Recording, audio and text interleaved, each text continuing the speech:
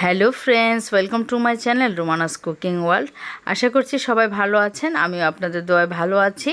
আমি আজকে আপনাদের জন্য খুবই মজার একটা কলিজা বোনার রেসিপি নিয়ে এসেছি। এটা যারা নতুন রাঁধুনি বা ব্যাচেলর ভাইয়ারা আছেন তারা সবাই খুবই সহজে রান্না করে নিতে পারবেন। তাহলে শুরু করা যাক। আমি চুলায় একটা প্যান বসিয়েছি, দিয়ে দিচ্ছি পরিমাণ মতো অয়েল। দিয়ে এখানে আমি অয়েলটা আপনাদের পছন্দ মতো বাড়িয়ে বা কমিয়ে দিতে পারেন। আমি পরিমাণ মতোই দিয়েছি।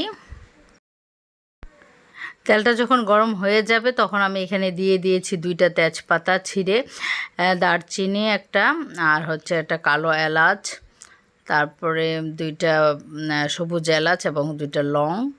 এখন এগুলোকে আমি হালকা তেলের মধ্যে ভেজে নিব।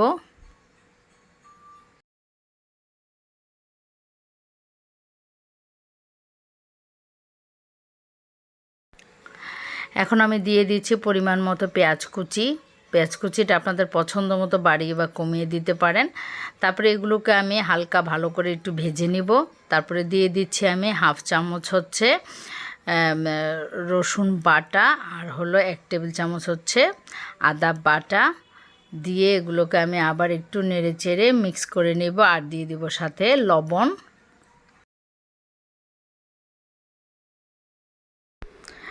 এখন সবগুলো মশলাকে খুব ভালো করে আমি ভেজে নেব, যাতে আদা রসুনের যে গন্ধ সেটা না থাকে। মশলাগুলো যখন সুন্দর করে ভাজা হয়ে যাবে তখন আমি এখানে সামান্য পানি দিয়ে দিব, কারণ পানি যদি না দিই তাহলে আমি যে শুকনো মশলাগুলোকে দিব সেগুলো পুড়ে যেতে পারে। সেজন্য আমি আগেই একটু পানি দিয়ে নিয়েছি। আর দিয়ে দিচ্ছি 1 চামচ হচ্ছে কালো গোলমরিচের গুঁড়া। এটা অপশনাল, যদি থাকে দিবেন, না থাকলে কোনো সমস্যা নেই। দিয়ে দিচ্ছি 2 চামচ হচ্ছে হলুদের গুঁড়া, 1.5 চামচ হচ্ছে লাল মরিচের গুঁড়া, আর 1 চামচ হচ্ছে ধনিয়ার গুঁড়া।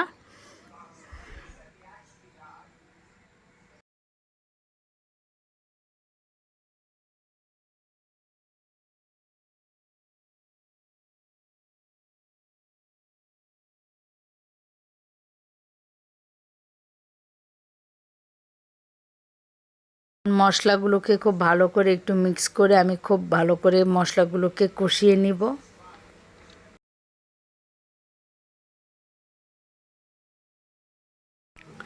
মশলাটা আমার কষানো হয়ে গেছে, আপনারা দেখেই বুঝতে পারছেন তেলটা উপরে উঠে এসেছে।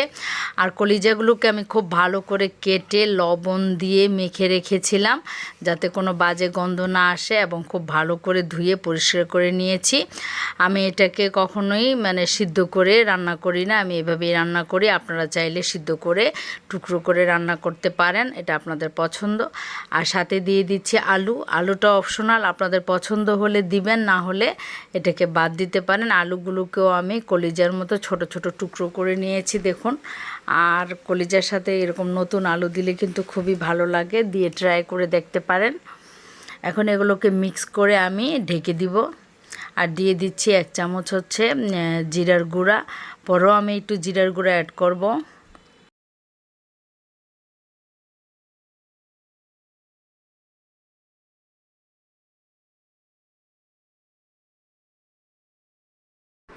এখন কলিজাগুলোকে আমি ঢেকে দিচ্ছি, ঢেকে দিয়ে 5-6 মিনিট ওয়েট করব।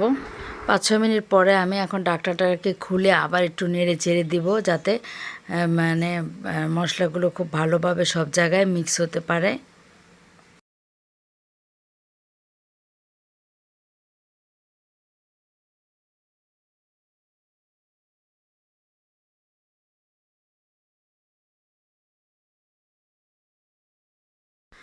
এখন আমি এগুলোকে খুব ভালো করে আবার ঢেকে দিয়ে খুব ভালো করে কষিয়ে নেব। কলিজাগুলো আমার খুব ভালো করে কষানো হয়ে গেছে, আপনারা দেখে বুঝতে পারছেন যে তেলটা ভেসে উঠেছে।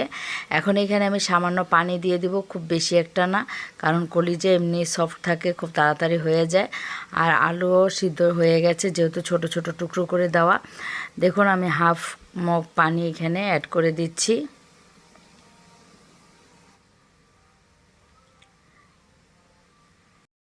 এখন আমি দিয়ে দিচ্ছি এখানে 1 চামচ হচ্ছে জিরার গুঁড়া, আর 1 চামচ দিয়ে দিচ্ছি গরম মশলার গুঁড়া। দিয়ে এগুলোকে নেড়ে চেড়ে খুব ভালো করে আবার খুব সুন্দর করে আমি এগুলোকে ভুনা ভুনা করে নিব।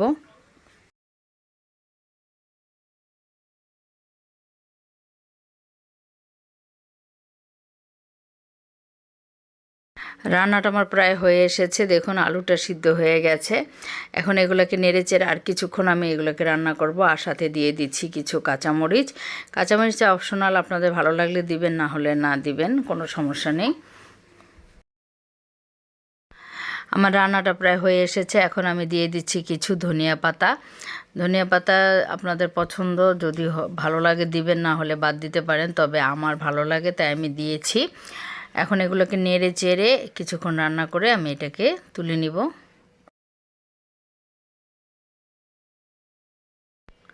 রান্নাটা আমার হয়ে গেছে, দেখলেন তো কত সহজে রান্নাটা হয়ে গেল।